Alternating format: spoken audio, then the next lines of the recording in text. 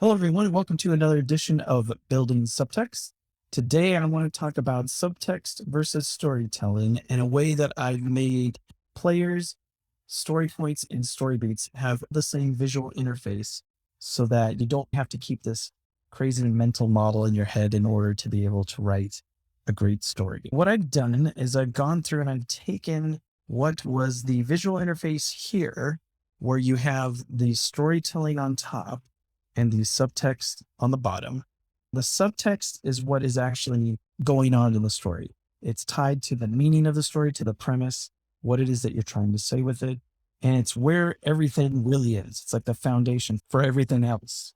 And then on the top, the storytelling, that's above the surface. That's what the audience actually sees or reads or hears, depending on whether or not you have a podcast that you're doing or a screenplay or a novel, whatever sort of medium you're using. The storytelling is what the audience engages with, and the subtext is where the author is coming from. And you need to be able to balance both. And so what Subtext, the app, has is it has this nice visual interface where you can see the subtext underneath the surface here, and then the storytelling on top. Now, it's been here for the story points, and it's been here to a reasonable extent here with the story beats. And I've just cleaned it up to make it the same model so that it looks essentially the same way that you see in the story beats, with all the interface here on top of the storytelling. And then you have the interface down here underneath with the subtext. And then also here with the players. If you come into here and look at this character here, Ken, you can see the storytelling on top, which would be the description of him and his motivation in regards to the goal of the story. And then underneath, you can see the elements that are actually motivating him, driving him, and how that separates him from other characters in this story. So if you remember, this is the fun zombie love story example story that I was using when I first put artificial intelligence into Subtext. And this would be Ken here. He's the main character, the antagonist, because he's in love with Hannah, the zombie who gets bitten at the beginning and slowly turns into a zombie. He doesn't want to let her go. And so that's why he's the antagonist, because he's actually making things worse. And then Hannah here, she's the protagonist because she's driven by conscience and she wants to do the right thing. And she's the one who's actually trying to get everybody to safety. And that was a nice little creative dynamic there. So what is happening here is these are the motivations, the subtext for this player. And then this is how it gets exposed into storytelling. And the way this interface works with the break between storytelling and subtext, you can see played out here in the story point. This is the objective story domain of physics, which is the largest version of conflict in this story. If you just looked at the plot, the biggest area of inequity in the story is coming from a place of physics, the stuff that they're actually doing.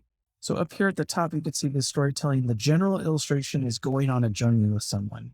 And what I had done back in April is made this more story specific and adjusted this a little bit to going on a journey with a live zombie. Now, if I just wanted to jump right into the story and not waste any time getting to the deep thematic stuff that's underneath, I would have just clicked this button up here, which is what was installed originally. And it will do its best to do both, to do the subtext and the storytelling all at once and give you an idea of some different ideas of how that could play out. You can accept the one you like, change it a little bit, and then move on. But if instead you're somebody who really wants to get to the meat of it and really develop out a really rich thematic story, what you'll want to do is come down here into the subtext first, and you click this subtext AI button.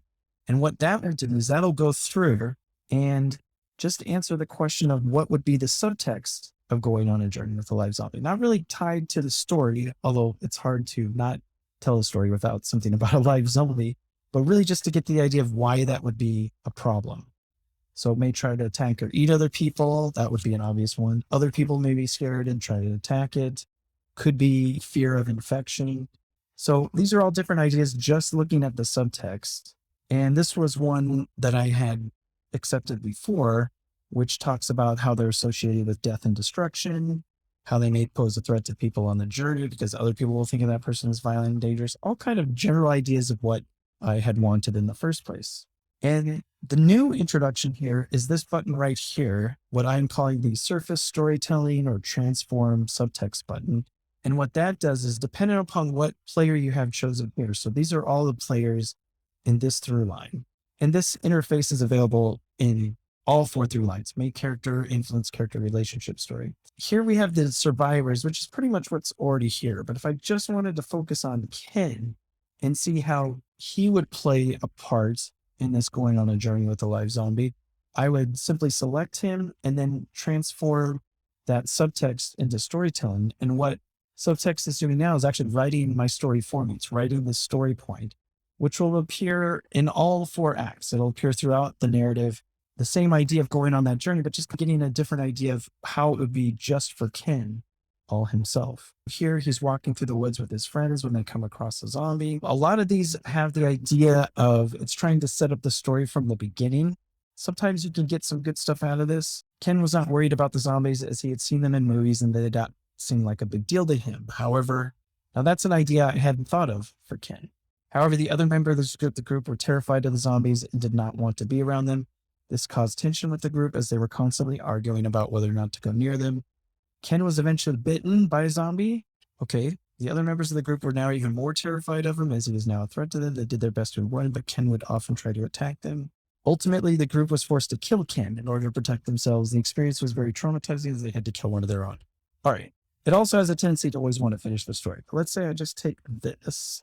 So you have now these 2 ideas. I had the basic idea that I had before, and then there were parts in here that I liked. I liked this idea that Ken was not worried, so he's okay with going on the journey, and it caused tension because they weren't sure whether or not to go forward with it. Ken was eventually bitten by a zombie, which turned him into a zombie. So that one I actually like. Maybe we'll leave that off. Ultimately, the group was forced to kill Ken in order to protect themselves. I'm actually going to make this because Tom's the one who's a pain in the butt from the story before. So I'm just going to go ahead and turn this into Tom. Ultimately, the group is forced to kill Tom because Tom always wants to kill Hannah from the very beginning, and then maybe he gets bitten, and leave that in there. Now I have an idea of how I can transform the subtext into storytelling. So you can take these ideas and put them in here.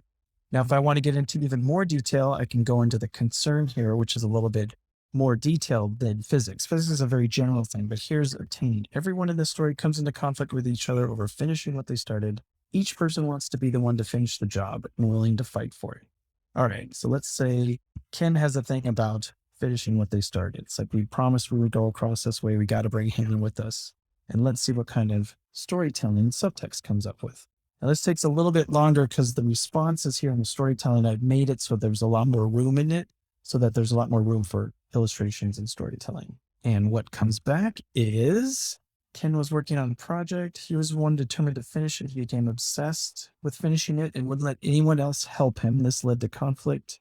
Let's see, Ken was fighting. He just wanted to finish his work and go home, but it seemed like everyone, it was like they were all vying for some sort of prize, and the prize was finishing the job. Okay, I like this one. And let's see, Ken was finding it hard to concentrate. So every time he turned around, someone was trying to start a fight with him. And the prize, it was like a storm brewing. Okay, look at this. One of his coworkers, Bob, came up to him and demanded they finish the job. This has everything that I wanted, which was all the infighting. It quickly became a free-for-all, and Ken was soon getting punched and kicked from all sides. He tried to protect himself, but it was pointless. They were all too strong. But eventually the beating stopped. Hold on. This is basically the entire story. Okay.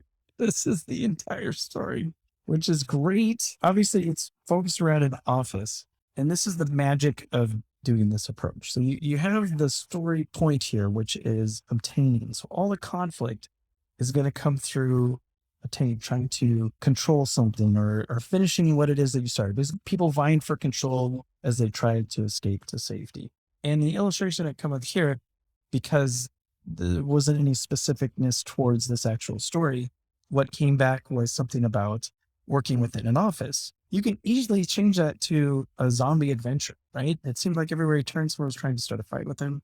He just wanted to, let's see, finish taking care of Hannah and get to safety. But it seemed like everyone in the group, I would just say in the group or in the team, was on edge. It was like they were all vying for some sort of prize.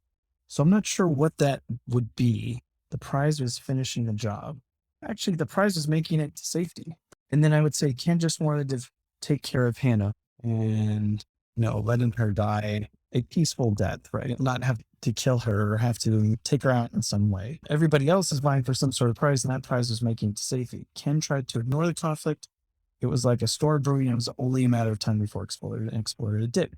Now, story point goes from act to act. So this could almost be the first act. One of his coworkers, Tom, one of his I would just say adventurers, demanded that he finish the job their way. Tom was really aggressive and Ken didn't want to fight with him, but before he could say anything, the other adventurers, actually, it would be one of the other survivors. So one of the other survivors started chiming in. They were all taking sides and the argument quickly escalated. Ken tried to reason with him, but it was pointless. They were also wrapped up in their own selfish desires they couldn't see. Nice thing about this, spoiler alert, if I come down to the objective story issue, it's self-interest. So the thematic focus of the story is selfishness, and that's coming through here in the storytelling already. So the fight started. Ken tried to keep it together, but was quickly overwhelmed. The other survivors were ruthless, and they weren't backing down. It became a free-for-all, and Ken was getting punched and kicked. It was pointless. They were all too strong. He was soon kicked to the ground, and the beating continued. He curled up into a ball, trying to make himself as small as possible. All he could hear was the sound of fists hitting flesh, and all he could feel was pain. Wow, that's cool. He was sure that he was going to die, but eventually the beating stopped. Ken slowly uncurled himself and opened his eyes. Maybe Hannah took care of them or got rid of them. He was battered and bruised, but he was alive. The other survivors were gone, which would make sense. She scared them off. Survivors were gone, and he was left alone with Hannah. Slowly got to his feet. Wincing in pain, he looked around at the destruction. It was because everyone was so desperate to finish the job their way. And in the end, no one had won. Ken had lost, and so whatever. Okay, so the nice thing is I can get rid of this because it has a tendency to want to finish the story. And you always want to make sure whenever you do anything in Subtext that you keep it under this character count here, because otherwise I can't use it for other stuff. It just won't work out. All you do is then repeat that for all the other different story points. Now, originally, I just wanted to show that this was a video about the difference between subtext and storytelling, and how if I go into players, you'll have the same thing here with Ken. Here are his motivations, and if I wanted to combine those two together, same thing, I would just do this. And what it'll do is it will take these two together and combine them into one idea. Is exactly what's up there. So it actually surfaced the same sort of storytelling. So that's how it would be in players. And then the same thing happens over here in the objective story, where let's see if I can let's go to a place that hasn't been done yet. So I did the first act, and I'm pretty sure I did the second act as well, as I recall. Yep. Did I do the third? I think I did. Okay. Hello, I'm back. New day. I guess this is what happens when you use beta software. And I know I've caused a lot of problems for other people with beta software, so I'm totally okay with Descript destroying the last part, the video, even though it turned out really cool. I showed you how the players worked with the subtext on the bottom, storytelling on top. And then I showed you the story points, subtext on the bottom, storytelling on top. And then now I just wanted to show really quickly, I don't get to show you all the cool stuff, but maybe that's for the better because maybe this video is getting too long anyways. But I just came in here into the midpoint. This is the objective story plot. And what I'd done yesterday, what I'd recorded is I'd taken this transit here, which is what most people would consider to be Act 2B. I just went ahead and took this moment, which is all about obtaining and the dysfunctions that go on with that. The original storytelling was that the group of survivors decides to sell her to the highest bidder. They get control over her and they advertise her as some kind of sideshow attraction and make a profit off of her. Ken tries to apprehend her himself. He's successful, but only after exposing her in her frightened and angered state to many in the group who end up turning to zombies themselves. Everything falls apart at this point in the story. And then what you can do with subtext is you can break that down and tell the story of what that's like. So basically you can think of them as sequences or scenes that happen within that Act 2B, preconception, openness, delay, and choice. These are the thematic moments of the story beats that are going on. And so what I did is I just dropped into the first one here, which is all about preconception. And what was cool is that the general illustration that was just randomly picked was something about being prejudged by a group. And so a complete narrative works through a whole bunch of thematic issues as it goes through and tries to explore how to resolve conflict and how to resolve an inequity. And at this moment in time, for this narrative, it was preconception while dealing with controlling Hannah. And so what I did is I changed that to be a little more story specific with is prejudged by the group of survivors and made it about Hannah because I thought that fit in nicely with her. And then again, I came down here and I hit the Subtext AI, and it had two different ideas that I liked that I added into the subtext here. And it was really cool because when I merged them together, sometimes it just copy pastes, but this time it put them together in a way that combined two different ideas that were only tied together through the thematic parts here, but the storytelling was different. The subtext of this beat is that the group of survivors is prejudiced against the protagonist, which is Hannah. The protagonist is trying to figure out why. The subtext is that the protagonist is feeling isolated and alone and is trying to understand why the group is treating her this way. The protagonist is trying to prove her worth to the group and gain their acceptance, but the group is prejudiced against her because they see her as a potential threat to their survival. The conflict in this story is between the group's need to survive and the individual's need to be accepted by the group. So that's the thematic issue of preconception showing up as a fixed standpoint, as a fixed attitude, opinion.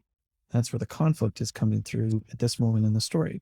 And then what I did is I surfaced the storytelling. And what was really great is it went through and it gave me essentially 3 different scenes that I broke up here into 3 different paragraphs that carried this thematic issue of preconception. Hannah stared at the group of survivors, wondering why they were looking at her with such suspicion. She had been with them for weeks, ever since the zombie outbreak had begun. She had helped them scavenge for food, build shelter, and defend themselves against the zombies, but for some reason they still didn't trust her. So that was the nice conflict. It's like, why is there all this preconception when I've done all these things to help you? Obviously, she's a zombie. She's dangerous, but she doesn't understand. She's showing them that she's different. Tom, who's not a big fan of her, the leader of the group, was the most suspicious of her. He always seemed to be watching her as if he was waiting for her to make a mistake. Hannah tried to be careful, but she could tell that Tom was always looking for an excuse to get rid of her. The others in the group weren't much better. They would often give her dirty looks or mutter things under their breath when they thought she couldn't hear them. Hannah tried to ignore it, but it was hard. She didn't understand why the group was so prejudiced against her. Great moment of conflict. And then one day the group was arguing about what to do with a zombie they had been traveling with, Hannah. Tom wanted to kill her, but Hannah and some of the others argued that it could be helpful. The group argued and some people were killed before they finally decided to go with Ken's plan. So I was saying this should be Ken because he's her defender. After the decision was made, Hannah confronted Ken. She demanded to know why the group was so prejudiced against her. Ken just stared at her, his eyes cold and hard. It's because you're a threat to our survival, he said. You're not one of us and we can't trust you. The only reason you're still here is because we need your help. But if you ever cross us, I'll make sure you're the first to go. And I thought maybe that was a little too harsh, so I would take that one out, probably because it's coming from Ken. Or maybe that's where he is at this moment in the story. Hannah stared at him, realizing that he was right. The group was prejudiced against her because they saw her as a potential threat to their survival. That's a really great illustration of what it's like to start with the subtext down here, the meaning of this story beat, and then transform it or surface storytelling out of it from different points of view in the objective story through line. Because again, you have access to all the different players here within the objective story plot. So that's it for this episode of Building Subtext. Hopefully this mental model of the subtext at the bottom, storytelling at the top, and having to go across players, story points, and story beats makes it easier for you to just focus on telling your story and maximizing the most amount of magic out of Subtext AI as you possibly can. If you have any questions about anything, leave a comment below. Otherwise, I will see you next time.